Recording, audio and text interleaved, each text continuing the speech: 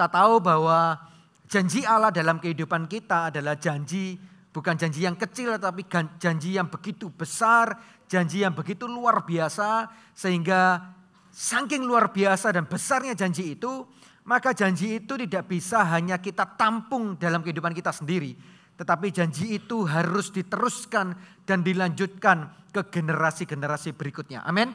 Itu sebabnya kalau saudara dan saya hari ini menjadi orang percaya, menjadi anak Tuhan, dan saudara punya jaminan akan janji Allah, maka saudara juga harus tahu bahwa jaminan janji Allah itu juga berlaku untuk keturunan-keturunan kita yang selanjutnya. Dan tentu kita sebagai orang tua yang punya anak atau yang memiliki generasi yang selanjutnya selalu punya sebuah kerinduan bahwa kalau kita diberkati hidup kita hari ini, maka kita sangat rindu generasi kita yang selanjutnya, anak-anak kita, cucu mungkin menikmati kebaikan dan berkat Tuhan dalam kehidupan kita. Amin. Supaya berkat itu tidak berhenti stuck di hidup kita. Nah, oleh sebab itu hari ini saya menyampaikan firman Tuhan yang saya beri judul Hikmat Tuhan untuk menerima warisan. Apa yang kita siapkan dalam warisan itu hikmat termasuk salah satu di dalamnya yang kita perlu siapkan untuk diwariskan ke generasi berikutnya. Hikmat Tuhan untuk menerima warisan. Kenapa kita butuh hikmat untuk menerima warisan? Karena ada banyak orang di atas kehidupan kita, baik itu orang tua rohani kita maupun mereka adalah orang tua jasmani kita yang telah mempersiapkan warisannya dan sudah mulai mengajarkannya kepada kita. Tetapi kita yang harusnya menerima, kalau kita tidak menangkapnya sungguh-sungguh, maka apa yang disiapkan oleh orang-orang yang ada di atas kita, orang-orang yang jauh lebih senior, baik orang tua kita maupun bapak rohani, orang tua rohani yang mereka telah siapkan, maka itu akan berlalu lewat saja. Karena kita tidak bisa menangkapnya, karena kita tidak cukup punya kemampuan, tidak cukup punya hikmat untuk menangkap setiap warisan-warisan ilahi yang mereka siapkan untuk kita. Termasuk warisan yang bersifat materi. Nah, oleh sebab itu mari kita lihat dulu apa yang disebut dengan warisan. Warisan adalah sesuatu yang berharga, dapat berupa materi, atau hikmat yang penuh dengan nilai-nilai dan prinsip-prinsip kebenaran untuk ditanamkan kepada orang lain atau generasi berikutnya. Jadi warisan itu ada dua dimensi, saudara. Yang pertama adalah bersifat materi. Ya, kita tidak tutup mata atau enggak mau bicara yang terlalu ngawang-ngawang, terbang-terbang, melayang-layang di atas, bahwa seringkali kalau kita ngomong tentang warisan ilahi itu selalu bicara tentang yang hal-hal yang berbau rohani saja. Enggak, warisan juga termasuk hal-hal yang bersifat materi. Nah, itu sebabnya tadi pagi saya menjelaskan ada dua macam, warisan materi dan yang non materi. Apa saja yang materi dan apa saja yang non materi. Nah, tapi selain yang materi ada yang non materi. Termasuk di dalamnya adalah pendidikan. Di dalam pendidikan itu tentu ada value-value atau nilai-nilai yang diajarkan. Ya, ada pendidikan yang ngomong tentang moral, ada yang ngomong tentang mental. Bagaimana kita dipersiapkan, diajar untuk menghadapi setiap tantangan dari kehidupan ini supaya tidak punya mental yang kata dunia katanya mental tempe, saudara ya. Padahal tempe kalau dipenyet dikasih sambal ya enak juga gitu, saudara ya. Tapi punya mental yang tough gitu. Anak Tuhan harus punya mental yang tough untuk menghadapi semua tantangan dalam kehidupan ini. Karena kita berjalan, kata Daud ngomong gini, aku mendatangi engkau dengan nama Tuhan semesta alam gitu. Jadi kita nggak takut dengan tantangannya karena Tuhan yang besar beserta dan bersama dengan kita. Amin.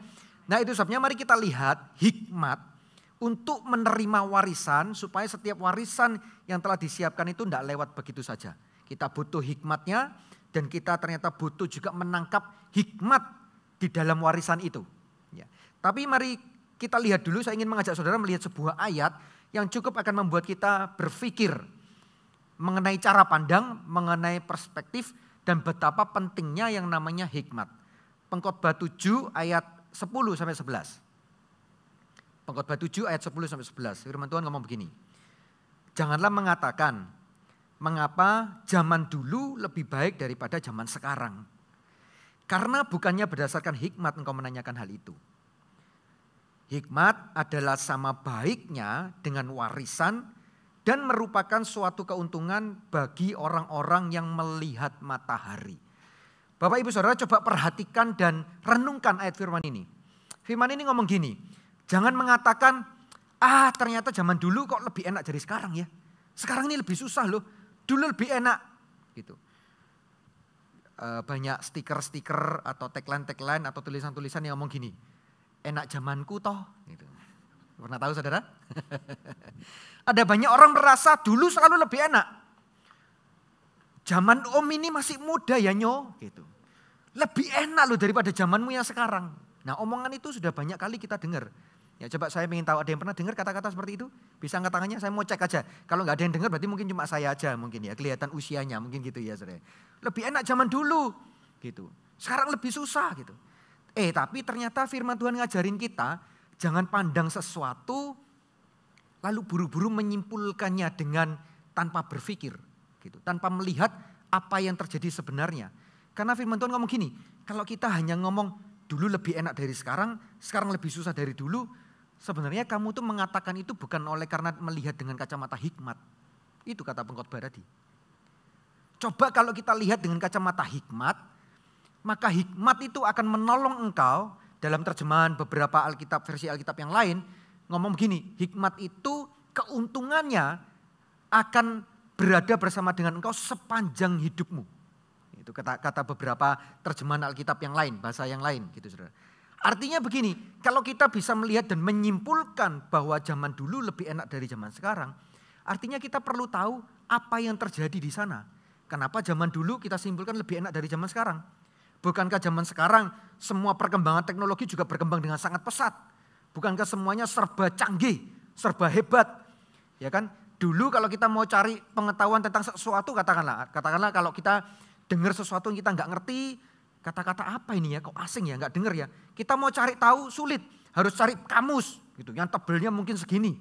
Kalau nggak punya kamusnya, cari dulu ke toko buku, beli kamus yang tebelnya segini juga mahal saudara. Nah berbagai macam cara untuk kita mengetahui apa yang kita nggak ngerti, sulit sekali zaman dulu. Tapi zaman sekarang semuanya hanya bisa dijawab dengan satu genggaman layar handphone ini. Kita bisa tanya mulai dari Mbah Google sampai yang satu Mbah, yang satu masih muda, AI saudara ya. AI kita bisa tanyai gitu ya. AI, ini artinya apa sih AI? Langsung dia bisa jawab dengan berbagai macam versi. Masih begitu saya jawab, bawahnya lagi dia masih nawarin lagi. Mau saya jelaskan lebih lanjut? Nah gitu saudara. Hebat sekali gitu. Bukankah artinya berarti sekarang lebih enak daripada dulu? Nah artinya orang yang mau ngomong dulu lebih enak dari sekarang atau sekarang lebih enak dari dulu dan lain sebagainya tergantung dari kacamata apa yang saudara pakai untuk melihatnya. Paham maksud saya? Tapi firman Tuhan ngomong gini, kalau saudara bisa sebagai orang percaya, sebagai anak Tuhan bisa melihatnya dengan kacamata hikmat, maka hikmat itu akan menolong saudara berjalan di sepanjang hidup saudara. Artinya bahwa segitu pentingnya hikmat itu sehingga saudara dan saya perlu punya hikmatnya itu. Nah dalam ibadah yang siang ini saya mau bicara sisi hikmat yang kita perlukan untuk menangkap setiap warisan-warisan rohani yang dipersiapkan baik oleh orang tua jasmani kita maupun oleh orang tua rohani kita. Amin. Nah tadi pagi saya ngomong ada hikmat itu ada yang material dan ada yang non materi gitu kan. Nah firman Tuhan juga pernah mengingatkan bahwa bukan berarti yang materi itu tidak penting. Tapi mungkin yang materi itu kalah penting dengan yang non materi. Karena yang non materi itu ibaratnya kita sedang, kalau saudara mewariskan yang non materi itu saudara sedang memberikan kail kepada orang tersebut. Tapi kalau saudara mewariskan materi maka saudara sedang mewariskan ikannya kepada orang itu. Nah ikan dan kail mana yang penting? Sama-sama penting saudara. Kita nggak bisa naif hanya ngomong, oh kasih kailnya aja dia bisa pancing sendiri kok. Ya betul, tapi dalam posisi kalau dia mancing belum dapat ikan, dia makan apa? Dia butuh ikannya, gitu. Nah, tapi kita nggak boleh lihat berat sebelah bahwa ikan jauh lebih penting dari kail. Karena suatu kali di Lukas 12 itu ada seorang yang kaya raya, kaya sekali kata firman Tuhan. Lalu waktu Yesus lagi sedang ngajar ke banyak orang, lagi ngajar. Tiba-tiba orang ini menghampiri Yesus lalu ngomong gini, guru, kamu, ini saya bahasakan sehari-hari saudara. Guru, kamu gak maukah ngomong sama saudaraku yang satu itu supaya dia mau berbagi warisan dengan aku? Gitu. Artinya yang sedang dia bicarakan ini warisan yang materi saudara ya. Lalu apa yang menjadi respon dari dari Yesus. Yesus ngomong gini, hati-hati jangan sampai engkau menjadi orang yang tamak. Artinya begini, bukan berarti kita nggak boleh loh dapat warisan atau punya warisan yang bersifat materi. Bukan nggak boleh loh, boleh. Hanya saja jaga hatimu supaya engkau tidak terseret dalam ketamakan. Kan gitu. Lalu Yesus melanjutkan begini, karena orang yang kaya sekalipun dalam kelimpahannya, hidupnya tidak bergantung kepada kelimpahan itu. Jawab Yesus itu. Artinya begini, kalau kita itu mendapat warisan yang berupa ikannya, baik gak apa-apa, asal kamu jangan serakah, gitu aja. Nah kenapa? Karena kalau toh kamu dapat ikan dan ikanmu banyak, dalam kelimpahan ikanmu yang banyak itu toh kamu hidupmu tidak bergantung sama ikan itu. Artinya engkau juga perlu punya kail pancingnya itu untuk memancing lagi. Karena ikan seberapa banyak yang kau punya, kalau saudara dan saya hanya bisa memakannya saja, lama-lama ikan itu pun akan habis.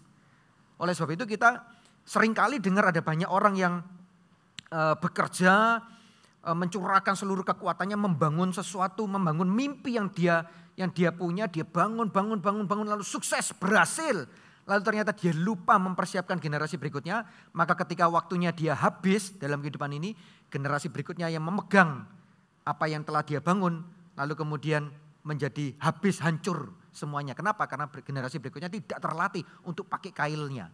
Generasi berikutnya hanya terlatih untuk makan ikannya saja. Saudara nangkap ini? Nah artinya begini, seberapa besar kemampuan kita, seberapa besar hikmat yang kita punya untuk kita bisa menampung warisan itu, baik yang materi maupun yang non materi, sebesar itu saudara akan dipercayakan warisan itu di tangan saudara. Artinya kalau saudara punya hikmat dan kemampuan hanya kecil, maka warisan yang saudara terima, meskipun yang menyiapkan itu menyiapkannya dengan jumlah yang besar, tapi kalau daya tampung saudara kecil, ya sebegitulah saudara akan menampungnya. Tapi ketika saudara punya hikmat dan kemampuan yang cukup kuat, cukup lebar, cukup besar untuk menerima dan menampung warisan itu, sebesar itu juga akan dipercayakan di tangan saudara. Pagi hari ini karena kita ngomong tentang hikmat untuk menerima warisan, maka kita perlu pikirkan, kita perlu renungkan. Apa arti kekuatan yang kita punya, apa arti hikmat yang harus kita punya, yang harus besar dan lebar.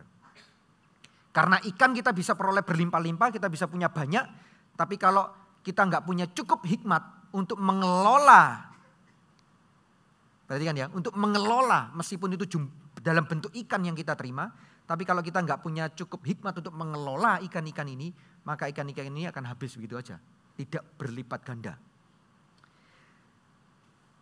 Suatu kali ada sebuah kisah waktu Musa memimpin bangsa Israel masuk ke tanah perjanjian karena satu dan lain hal, saya nggak bahas yang di area itu, intinya Musanya sendiri nggak bisa masuk.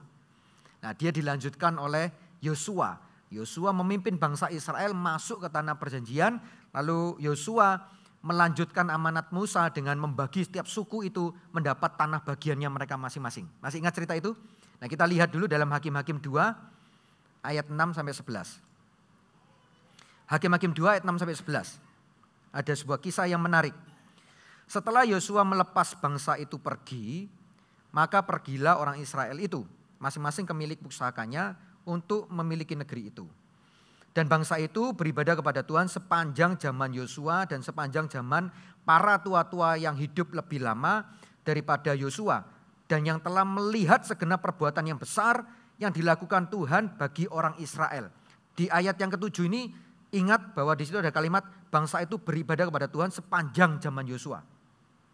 Lalu ingat juga ada peristiwa bahwa mereka segenap bangsa itu memperhatikan dan melihat segenap perbuatan yang besar yang dilakukan Tuhan. Ya, ingat dua hal itu ya. Kita lanjut ke ayat 8. Dan Yosua bin Nun hamba Tuhan itu mati pada umur 110 tahun. Ia dikubur di daerah milik pusakanya di Timnat Heres di pegunungan Efraim di sebelah utara gunung Gaas. Setelah seluruh angkatan itu dikumpulkan kepada nenek moyangnya, seluruh angkatan itu Yosua dengan orang-orang yang selevel usianya, semuanya mati bahasanya gitu, dikumpulkan kepada nenek moyangnya. Lalu bangkitlah sesudah mereka itu angkatan yang lain yang tidak mengenal Tuhan ataupun perbuatan yang dilakukannya bagi orang Israel. Lalu orang Israel melakukan apa yang jahat di mata Tuhan dan mereka beribadah kepada para Baal. Ironis sekali, Yosua dengan keluar biasaannya dipakai Tuhan menjadi generasi penerus dari Musa.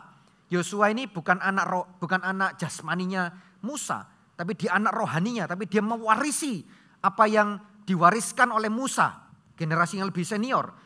Yosua dengan hikmat Tuhan, dengan semua yang dia punya, dia menangkap warisan itu lalu dia meneruskan. Ya, dengan orang-orang sejamannya dia, dengan suku-suku Israel yang lain. Lalu dia masuk ke tanah perjanjian, lalu dia bagi tanahnya. Lalu sepanjang hidup Yosua sampai dia mati umur berapa tadi itu? Sepanjang itu firman Tuhan mengatakan bahwa bangsa Israel ini beribadah kepada Tuhan sepanjang zaman Yosua memimpin. Tapi ternyata setelah itu ironisnya bangkit sebuah angkatan yang tidak mengenal Allah. Lalu angkatan ini dikatakan melakukan hal yang jahat di mata Tuhan. Kenapa bisa? Gitu.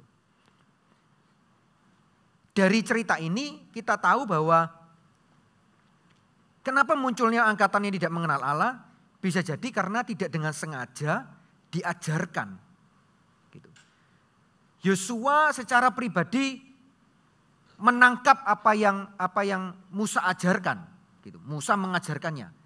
Tapi mungkin dari Yosua dan generasinya, para pemimpin-pemimpin suku yang lain, tidak dengan sengaja mengajarkannya mungkin. Mereka mungkin kalau zaman sekarang mungkin lebih mempercayakan menyerahkan pendidikan dan lain sebagainya kepada sekolah, kepada gereja, gitu. Mereka berpikir bahwa sekolah akan mengajari anak-anak mereka. Mereka berpikir bahwa gereja akan mengajari hal-hal rohani kepada mereka. Gitu. Yang adalah sebenarnya nggak salah, betul.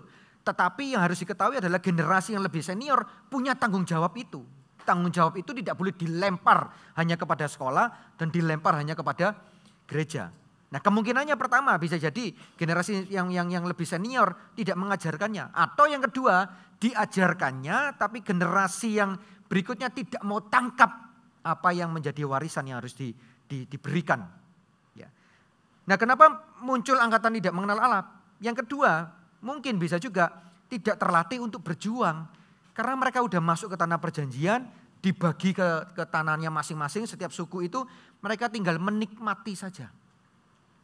Generasi yang lebih senior berjuang, perang, merebut tanah perjanjian dan lain sebagainya. Berjuang demikian rupa, berusaha demikian rupa. Sehingga imannya terus hidup. Mereka berjuang. Generasi yang selanjutnya tiba-tiba masuk sudah nyaman. Gitu. Sudah tersedia. Semua fasilitas yang dibutuhkan sudah ada. Mereka ada di dalam posisi yang nyaman, aman. Semua ada. Gak punya value untuk berjuang. Gitu. Bisa jadi itu. Atau yang ketiga, memang tidak memiliki visi jauh ke depan. Visi itu adalah mimpi. Memang gak pernah punya mimpi yang jauh ke depan. Gitu. Pokoknya sudah masuk ke tanah perjanjian itu seolah-olah target atau goalnya tercapai. Sudah that's it. Gak ngapa-ngapain lagi. Ya sudah selesai akhirnya. Terjadilah seperti yang kita baca tadi. Muncul sebuah angkatan yang tidak mengenal Allah. Karena mereka sudah cukup nyaman. Cukup bisa menikmati dengan semua yang ada. Fasilitas, keamanan, kenyamanan. Apa yang mereka butuhkan semuanya. Bicara tentang kemampuan kita untuk hikmat untuk menerima dan menangkap warisan rohani atau warisan ilahi, baik yang materi maupun non materi yang kita terima. Saya ingin mengajak saudara untuk membayangkan, pernah nggak lihat ada game di luaran sana mungkin di mall dan lain sebagainya itu ada orang yang diikat pakai tali, lalu kayak ada kolam bola, lalu orangnya itu diikat pakai tali, digantungkan. Lalu di dalam kolam bola itu banyak snack-snacknya. Pernah tahu saudara? Lalu orangnya itu diturunkan pakai tali itu. Dalam waktu sekian detik dia harus tangkap semua snacknya itu dengan tangannya, dengan kakinya. Pokoknya bisa mungkin sebanyak mungkin yang dia bisa lalu dia diangkat. Seberapa yang dia dapat ya itu dia boleh bawa pulang. Pernah lihat game yang seperti itu? Ya kan? Nah artinya seberapa piawai, seberapa hebat dia bisa menangkap, menampung semua snack itu, itulah yang dia bisa bawa pulang. Ada banyak orang yang ketika waktu dibawa dia berusaha, kayaknya dapat banyak, waktu diangkat brodol semua habis saudara, jatuh. Ternyata cuma satu dapatnya itu. Ya cuma satu yang dia dapat bawa pulang gitu ya. Saya tergelitik karena beberapa waktu ini lagi lagi hype gitu saudara, lagi viral, orang-orang lagi nyerbu beli emas. Saudara ya, nggak tahu apa yang terjadi, tiba-tiba pokoknya semua pada beli emas, semua beli emas gitu. Harga emas melambung, meroket tinggi. Nah sekarang kiblatnya agak sedikit geser lagi saudara, karena emas sudah dianggap terlalu tinggi, lalu muncul nubuatan lain juga ngomong gini, udah emas terlalu tinggi, sekarang belinya silver, perak. Lalu orang-orang Kristen, anak-anak Tuhan ini geser semua nyerbu beli perak. Sampai beberapa toko perhiasan itu nggak punya stok perak, habis gitu ya. Geser semua ke sana gitu. Ketarik hanya dengan viralnya sebuah peristiwa. Nah bicara tentang emas itu, saya rasa saudara juga pernah lihat ada ajang apa itu ya, sayembara atau apa. Jadi ada kotak akrilik, dalamnya ada emas batangan. Lalu dikasih lubang cuman segini. Cuman satu tangan yang bisa masuk. Kalau dia bisa ambil emas batangannya keluar, emas itu akan jadi miliknya dia. Ada banyak orang angkat keberatan, enggak bisa pakai, megangnya enggak bisa gini. Karena kalau gini kan lubangnya enggak cukup, enggak bisa keluar. Jadi dia harus bisa pegangnya harus gini.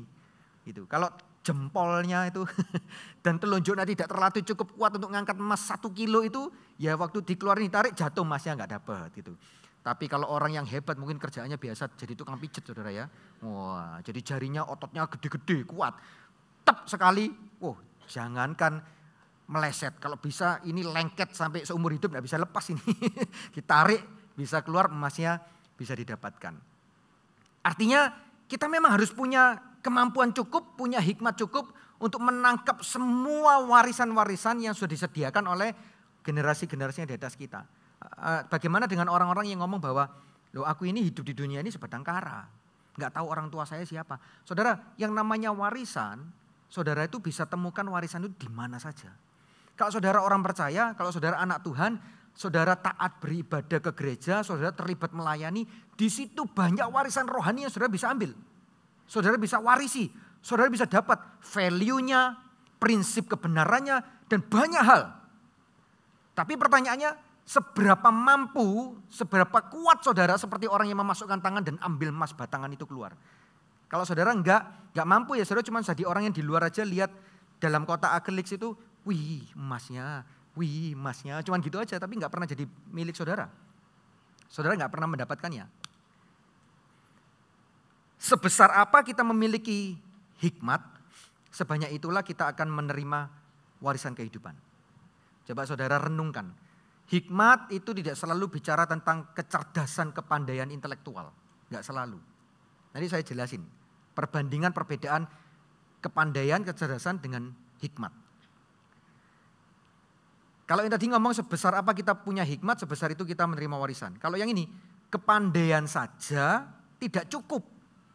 Tetapi diperlukan hikmat untuk menangkap warisan ilahi.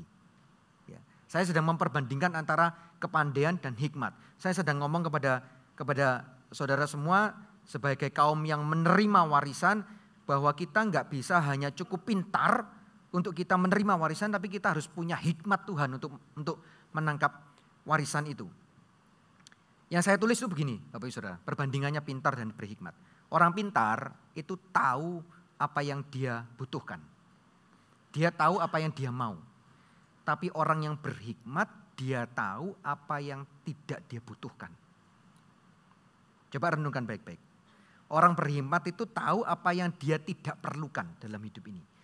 Jadi kalau ada seseorang mau menuju ke kota A, orang pintar itu tahu apa-apa saja yang dia perlukan supaya dia sampai ke kota A.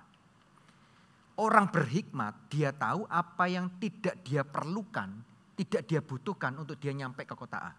Bisa lihat perbedaannya? Ini bukan permainan kata-kata saudara.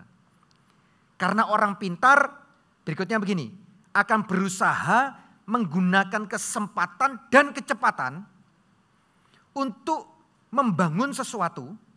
Tetapi orang berhikmat mengandalkan Tuhan untuk terus fokus kepada kekuatannya mengerjakan apa yang Tuhan percayakan. Orang pintar menggunakan kesempatan dan kecepatan. Tapi firman Tuhan ngomong gini, hati-hati pertandingan itu tidak dimenangkan kepada siapa yang cepat. Pernah baca firman itu? Paulus yang ngomong. Bukan orang yang tercepat. Tapi orang pintar itu selalu lihat peluang, selalu lihat gini, wah ini mumpung lagi orang banyak masih belum sadar, belum tahu, kita harus cepat. kita harus dului, kita harus keluarin ini dulu kalau bisnis misalkan. Mumpung ini katanya emas mau naik, mumpung ini belum diserbu banyak orang, mumpung belum naik kita harus cepat.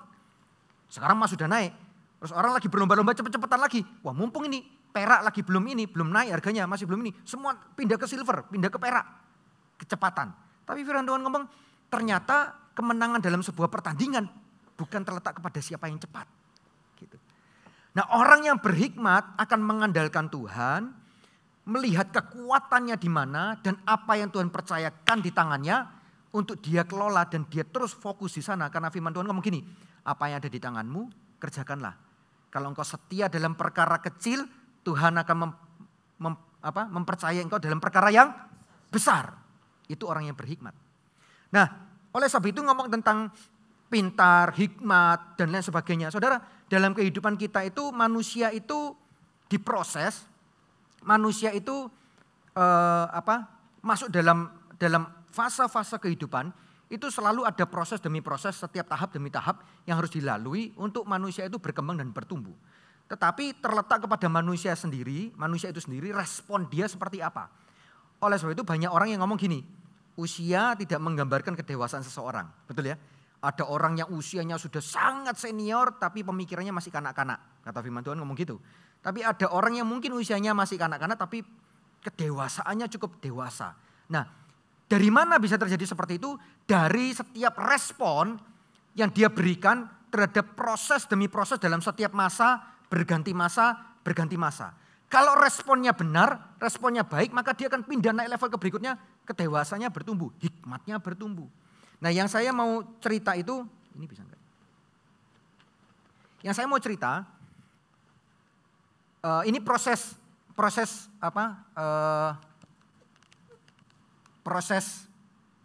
kehidupan. Yang saya mau cerita, kalau ini manusia, ya, anggaplah ini gambar manusia yang sempurna gitu saudara ya. Kita itu punya masa, punya circle-circle, lingkaran-lingkaran kehidupan yang dalamnya ada proses yang membentuk dan mendidik kita. Nah, kalau saudara lepas dari lingkaran yang pertama, hal-hal apa yang enggak lolos, ketika masa berganti, maka apa yang enggak lolos dan enggak selesai di lingkaran itu akan dilanjutkan oleh lingkaran yang berikutnya. Dan saudara tetap akan diproses lagi. Lingkaran yang pertama itu adalah lingkaran orang tua atau keluarga. Ortu atau keluarga. Orang tua saudara, baik orang tua jasmani maupun orang tua rohani, kalau saya ngomong tentang ini saya tidak selalu ngomong tentang yang jasmani aja ya. Itu akan berusaha untuk mengarahkan saudara, membentuk saudara, mendidik saudara dengan semua nilai-nilai yang ada, dengan prinsip-prinsip kebenaran firman Tuhan. Kalau saudara lolos di sini, maka akan masuk kepada lingkaran yang berikutnya, yang lebih besar, yang kedua. Ini lingkaran apa? Ini lingkaran dunia sekolah, katakanlah. Atau komunitas. Atau pertemanan. Kalau ada hal-hal yang tidak lulus gitu, jangan lolos ya, lolos itu dilewati nanti ya. Tidak lulus di area ini, maka lingkaran yang kedua ini akan membentuk saudara. Kalau lingkaran yang kedua ini, saudara ada hal-hal yang nggak lulus juga, lingkaran yang berikutnya jauh lebih besar lagi akan membentuk saudara. Ini lingkaran apa? Dunia bekerja misalkan. Di sini saudara bisa ketemu juga dengan urusan-urusan dengan berkaitan dengan pemerintah. Makanya nggak heran kalau anak dididik dalam keluarga, nakalnya minta ampun, orang tuanya sudah dididik demikian rupa tetap nakal, maka dia akan lompat ke lingkaran yang jauh lebih besar, maka teman-temannya, sekolahnya, dan komunitasnya akan mendidik dia. Sadar nggak sadar, itu akan terjadi secara alami. Maka kalau dia nakal di keluarga, dia nakal di luar ini akan menghukum dan mendidik dia. Kalau di lingkaran kedua dia masih belum beres, dia akan masuk ke lingkaran jauh lebih besar, di dunia pekerjaan dia. Kalau dia masih nakal di sini, mungkin tempat kantornya dia bekerja akan kasih sanksi kepada dia. Dan lain sebagainya.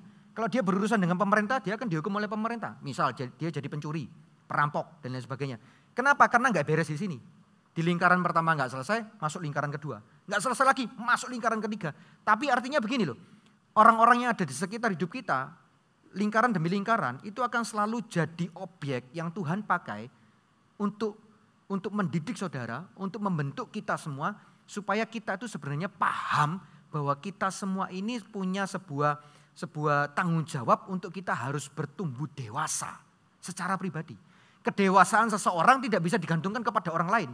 Kedewasaan saya nggak bisa saya gantungkan kepada papa mama saya. Kedewasaan saya nggak bisa saya gantungkan kepada pemimpin rohani saya. Kedewasaan saya adalah tanggung jawab saya sendiri. Saudara paham sampai di sini? Untuk memiliki sebuah kekuatan yang cukup besar, hikmat yang cukup untuk saudara menerima warisan yang ada, saudara harus bertumbuh dewasa secara pribadi. Karena kalau di sini nggak lolos, lingkaran-lingkaran yang berikutnya akan membentuk saudara, akan mendidik saudara. Nah itu sebenarnya saya mau ngomong sama orang-orang yang jauh lebih muda yang datang di ibadah hari ini.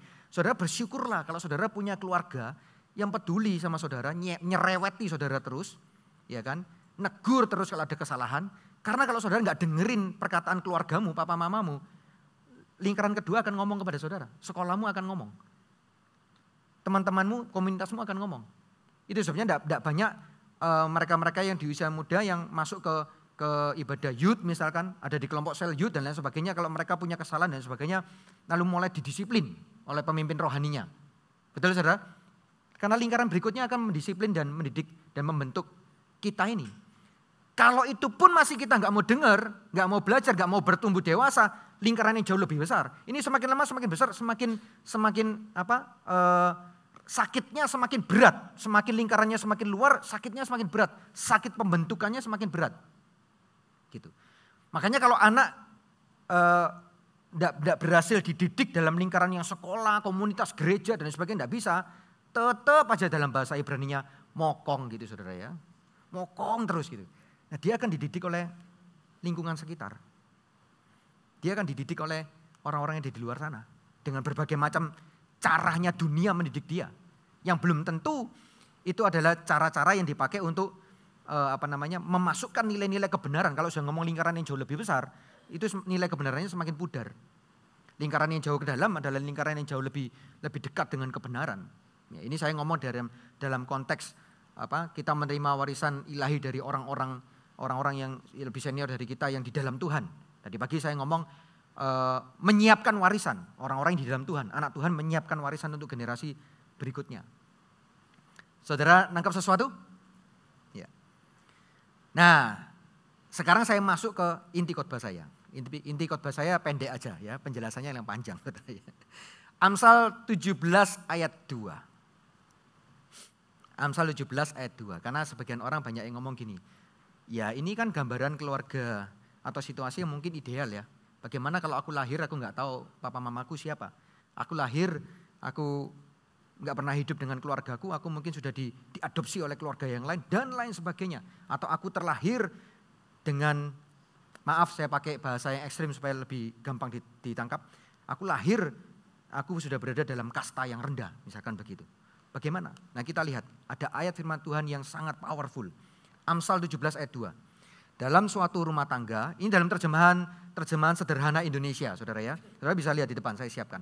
Dalam suatu rumah tangga, budak yang bijaksana dapat melebihi kedudukan anak kandung yang menjatuhkan nama baik keluarga. Budak seperti itu akan menerima warisan sama seperti anak-anak lelaki tuannya. Coba saudara perhatikan baik-baik ayat ini. Dalam suatu rumah tangga, budak yang bijaksana, ini budak loh ya, bukan anak loh. Bukan anak dalam rumah tangga itu loh. Budak yang bijaksana, syaratnya harus bijaksana, berhikmat, bijaksana. Dapat melebihi kedudukan anak kandung. Ini budak bisa melebihi anak kandung asal dia berhikmat. Melebihi anak kandung yang menjatuhkan nama baik keluarganya. Budak seperti itu akan menerima warisan sama seperti anak-anak lelaki tuannya. Artinya gini loh. Bicara tentang menerima warisan dan bicara tentang seberapa saudara punya kesempatan untuk mendapat hikmat, tidak ada hubungannya dengan latar belakang bagaimana saudara ada di muka bumi ini. Perhatikan baik-baik. Bicara tentang mendapat warisan, atau bicara tentang saudara bisa menjadi orang yang berhikmat, tidak ada hubungannya dengan latar belakang asal usul saudara ada di muka bumi ini. Firman Tuhan ini ngomong saudara bisa mungkin terlahir sebagai budak. Kak, kalau dalam firman Tuhan kan yang kalau disebut budak itu sudah masuk dalam level yang paling bawah sekali saudara. Setuju dengan saya? Paling bawah sudah, nggak ada yang paling bawah lagi. Tapi ternyata kalau saudara pun ada di level merasa diri saudara ada di level paling bawah sekalipun. Tapi kalau saudara dan saya punya hikmat, firman Tuhan ngomong gini, kamu pun akan sama terima warisan sama dengan mereka-mereka yang statusnya anak. Tapi kabar gembiranya, saudara dan saya yang percaya kepada Kristus, yang percaya kepada Dia, firman Tuhan ngomong gini, kamu hari ini bukan lagi hamba, tetapi kamu adalah anak. Gitu. Yang percaya kasih tepuk tangan sama Tuhan dulu. Artinya gak ada alasan untuk saudara dan saya minder. Gak ada alasan untuk saudara dan saya merasa gak punya dasar yang kuat untuk aku bisa menerima warisan rohani, warisan ilahi. Dari siapapun, orang tua jasmani maupun orang tua rohani, atau di tempat melayani, di gereja dan sebagainya. Gak ada alasan untuk saudara gak bisa menerima itu. Itu sebabnya mari terus berdoa, mempersiapkan diri untuk kita tumbuh dewasa. Tumbuh menjadi orang-orang yang lebih berhikmat dan lebih berhikmat lagi. Gitu, untuk menerima setiap warisan yang sudah disiapkan. Karena sekali lagi di awal saya katakan warisan itu bisa disiapkan tapi akan lewat begitu saja kalau saudara gak punya cukup hikmat untuk menangkap warisan itu. Bagaimana caranya? Tentu yang pertama, firman Tuhan mengatakan kepada kita untuk kita berhikmat. Yang pertama adalah takut akan Allah. Karena firman Tuhan ngomong takut akan Allah adalah permulaan hikmat. Jadi kalau saudara menjadi generasi yang harus mempersiapkan diri untuk menerima warisan ilahi, baik material maupun yang non materi, saudara harus jadi orang-orang yang takut akan Allah. Supaya hikmat itu turun kepada saudara.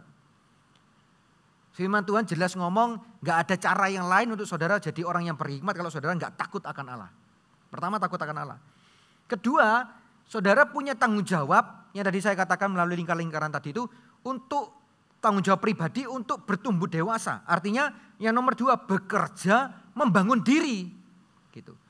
Jangan gak punya pandangan untuk tidak membangun diri. Ini tidak terfokus hanya kepada klasifikasi usia tertentu saja loh ya.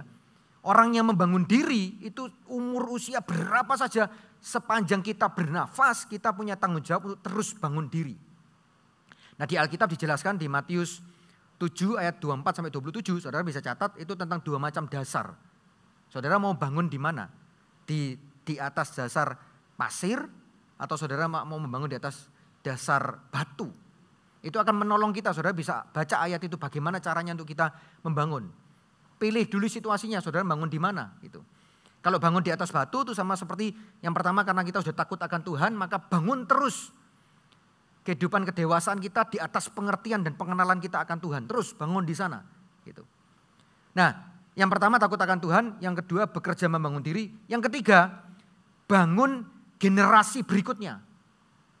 Kenapa? Karena gini, cerita yang tadi saya cerita waktu ada anak muda kaya raya datang ke Yesus, dia ngomong supaya Tuhan kasih tahu ke saudaranya supaya saudaranya mau berbagi warisan. Hal pertama yang Yesus responnya adalah ngomong gini, hati-hati jangan jadi orang yang tamak, jangan jadi orang yang serakah. Artinya begini, kalau saudara dan saya mempersiapkan diri dengan hikmat Tuhan untuk menangkap, untuk memperoleh setiap warisan yang dipersiapkan untuk hidup kita, maka kalau hati kita adalah hati yang cenderung kepada egoisme, kepada kepentingan diri sendiri, maka bisa jadi apa yang kita terima enggak sebesar apa yang kita bayangkan. Kenapa? Karena ternyata mimpi saudara dan mimpi saya kecil, cuma sebatas mimpi diri sendiri aja. Tapi kalau kita punya mimpi itu besar, supaya warisan ilahi, warisan rohani ini bukan saja kepada saya, tapi kepada anak cucu saya, disitulah Tuhan melihat bahwa mimpi kita besar, disitulah Tuhan juga membantu, menolong kita, memberikan kekuatan yang cukup besar, hikmat yang cukup besar, untuk saudara bisa mampu menampungnya, dan saudara meneruskan kepada generasi yang berikutnya. Amin saudara. 3 hal ini saudara bisa catat dalam hidup saudara. Bagaimana cara supaya kita bisa memiliki kemampuan hikmat yang cukup untuk menerima setiap warisan yang ada. Takut akan Allah. Yang kedua, bekerja membangun diri. Yang ketiga, bangun generasi yang berikutnya. Amin. Berapa banyak saudara di sini mau untuk menangkap setiap warisan-warisan ilahi yang sudah disiapkan oleh orang-orang yang jauh lebih senior yang ada di atas saudara? Bisa lambaikan tangan saudara. Bapak Ibu Saudara, saya ingin sebelum sesi ini ditutup, saya ingin memberikan waktu kepada saudara 1-2 menit ke depan. Saudara bisa merenungkan kebenaran firman Tuhan ini. Mengenai perjalanan hidup saudara. Tentang apa yang saudara bangun selama ini. Mimpi saudara pribadi, bangunan itu saudara terus bangun. Terus bangun, saudara fokus di sana. Tapi apakah selama ini saudara lupa bahwa saudara harus mempersiapkan banyak hal untuk generasi yang selanjutnya. Tapi kalau saudara adalah orang-orang yang berada di posisi generasi yang akan menerima sesuatu dari orang-orang yang jauh lebih senior dari kita. Pertanyaannya, apakah sejauh ini saudara telah mempersiapkan untuk saudara menerima? Karena kalau tidak, seberapa berharganya warisan itu, maka hanya akan lewat begitu saja. Mungkin saudara akan menikmati sisa-sisa kejayaan, sisa-sisa kemenangan yang telah dibangun, diraih oleh orang tua kita mungkin, atau oleh orang tua rohani kita, oleh pemimpin rohani mungkin. Kita akan menikmati sisa-sisa kejayaannya. Tapi setelah itu habis, maka kita nggak punya apa-apa lagi untuk kita bisa melanjutkan. Itu sebabnya hakim-hakim tadi cerita, maka bangkitlah sebuah angkatan yang tidak mengenal Allah, yang berbuat jahat di hadapan Tuhan. Nah, saudara bisa tundukkan kepala, saudara bisa pejamkan mata, saudara bisa refleksikan kebenaran firman Tuhan ini dalam kehidupan saudara. Kalau saudara datang bersama dengan pasangan suami istri, saudara bisa gandeng tangan pasangan saudara. Saudara bisa renungkan kebenaran firman Tuhan ini. Ada banyak hal yang Tuhan siapkan untuk saudara. Tapi pertanyaannya, cukupkah saudara punya kemampuan dan hikmat untuk menangkap semua warisan ilahi itu? Saudara bisa pakai 1-2 menit ini untuk berdoa di hadapan Tuhan dengan bahasa saudara sendiri. Apapun yang perlu saudara sampaikan kepada Tuhan, saudara bisa siapkan. Mungkin ada saudara yang sedang mempersiapkan anak saudara, generasi selanjutnya dan lain sebagainya. Saudara bisa doakan di hadapan Tuhan. Bawa semuanya itu di hadapan Tuhan. Supaya bukan angkatan yang tidak mengenal Allah yang bangkit, tetapi supaya yang bangkit adalah angkatan yang mengenal Allah. Dan bukan yang berbuat jahat, tapi berbuat baik karena kita punya Tuhan yang baik.